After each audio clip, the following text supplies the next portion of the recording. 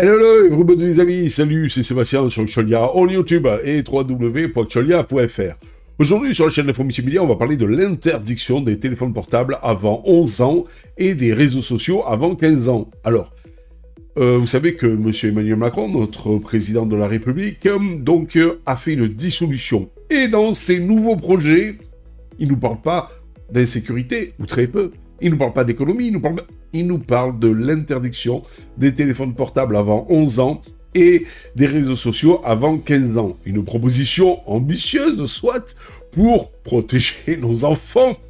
Le 12 juin 2024, le président Emmanuel Macron a plaidé pour l'interdiction des téléphones portables avant 11 ans et des réseaux sociaux avant 15 ans, en se basant sur les risques d'addiction et les impacts négatifs sur le développement des jeunes. Cette proposition ambitieuse et un tant soit peu radicale a suscité des vifs débats et interrogations. Déjà, on peut se poser la question, est-ce que c'est faisable? Est-ce que M. Emmanuel Macron peut le faire? Eh bien non, il faut qu'il passe obligatoirement par l'Europe pour contrôler les réseaux sociaux et éventuellement les contrôler. Parce que c'est pas dit qu'il y arrive même avec l'Europe. Quels sont les arguments en faveur de cette interdiction? Bien, les partisans de cette mesure mettent en avant les dangers potentiels des écrans pour la santé mentale et physique des enfants. L'utilisation excessive des téléphones portables et des réseaux sociaux peut entraîner des troubles du sommeil, une baisse de l'attention, une augmentation de la sédentarité et une exposition à des contenus nocifs. De plus, les réseaux sociaux peuvent générer du cyberharcèlement, de la pression sociale et une addiction chez les jeunes. Alors, moi, il y a un truc, malgré tout, que j'aimerais savoir. Est-ce que M. Emmanuel Macron, notre président, se prend pour un papa? Parce que, en fait, ça, réguler les réseaux sociaux, le fait de ne pas avoir de téléphone portable avant 11 ans chez les jeunes, et éventuellement de ne pas aller vers les réseaux sociaux avant 15 ans, c'est le rôle des parents. Et c'est là où on voit que l'État veut de plus en plus s'immiscer dans notre vie privée et nous enlever des libertés. Je pense que le seul juge pour éduquer les enfants, c'est les parents. C'est aux parents de dire à leur fils ou à leur fille de ne pas utiliser ou d'utiliser un téléphone ou des réseaux sociaux. Quelles sont les critiques formulées à la rencontre de cette proposition? Certaines critiques soulignent la difficulté, voire l'impossibilité de mettre en œuvre une telle interdiction. Oui, soit par l'Europe et encore. Je dis bien et encore. Ils craignent que cette mesure crée une fracture numérique entre les enfants et amplifie les inégalités sociales. D'autres redoutent que l'interdiction ne pousse les jeunes vers des usages clandestins et incontrôlés des technologies. Voilà. Interdire parfois, c'est... Ou alors augmenter les tarifs abondamment, ça crée du marché noir, comme pour les cigarettes, comme pour pas mal de choses. Alors interdire la drogue, oui, ça, il faut l'interdire, voilà. Mais, voyez, donc dans certaines, là, si on s'amuse à interdire, donc en fait, aux enfants, ils vont frauder pour essayer malgré tout d'y aller.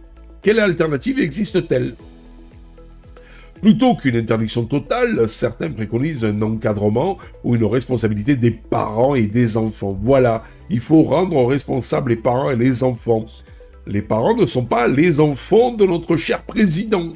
Voilà, c'est à eux à exiger, c'est à eux à voir si leurs enfants, donc, doivent ou pas aller sur les réseaux sociaux ou avoir un téléphone portable à leur âge. C'est tout.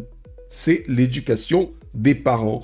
Et si vous déresponsabilisez les parents, qu'est-ce qui va se passer? Automatiquement, les parents se diront, bon, c'est l'État qui fait tout. Ils ne feront plus rien. Et c'est ce qui se passe un peu à l'heure actuelle. De moins en moins de parents participent à l'éducation de leurs enfants parce qu'ils disent, il y a l'État et l'éducation nationale. Et pourtant, c'est ni le rôle de l'État, ni le rôle de l'éducation nationale de parfaire tout simplement l'éducation de nos enfants. Cela pourrait passer aussi par une mise en place de règles claires sur l'utilisation des écrans, l'éducation aux médias et aux réseaux sociaux et un dialogue ouvert entre parents et enfants. Oui, voilà, ça c'est bien. Un dialogue, donc en fait une responsabilité, des parents envers leurs enfants, ça oui. Mais arrêtez avec vos interdictions de ci, de là. Comment vous voulez interdire à un enfant, par exemple, de moins de 15 ans d'aller sur les réseaux sociaux? Expliquez-moi ça, vous avez 3 heures.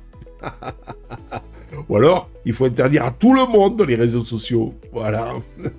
C'est la seule solution.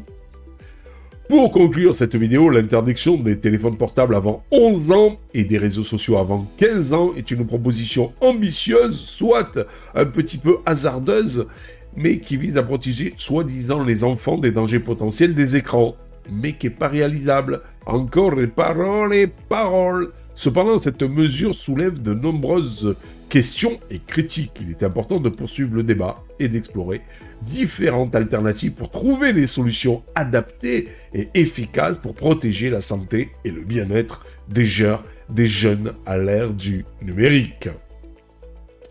Point supplémentaire à considérer, l'impact de cette mesure sur l'apprentissage et l'éducation des enfants. Le rôle des écoles et des enseignants dans la mise en œuvre de cette proposition, la nécessité d'un accompagnement et d'un soutien aux parents pour les aider à encadrer l'utilisation des écrans pour leurs enfants, l'importance de prendre en compte les différences individuelles entre les enfants et leurs besoins spécifiques.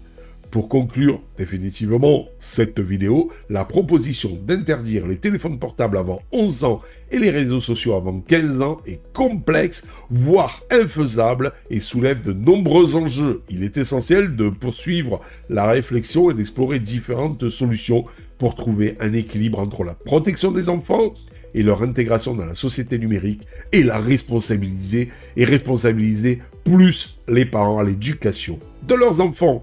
J'espère que cette petite vidéo vous a plu. Je vous invite à mettre un petit pouce vers le haut. Je vous invite à vous abonner si ce n'est déjà fait pour nous encourager dans notre belle aventure multimédia. Je vous dis ciao les amis, à bientôt pour une nouvelle vidéo. Bye bye. Si vous avez aimé cette vidéo, abonnez-vous, mettez un pouce en l'air et partagez cette vidéo. Merci, cela fait toujours plaisir.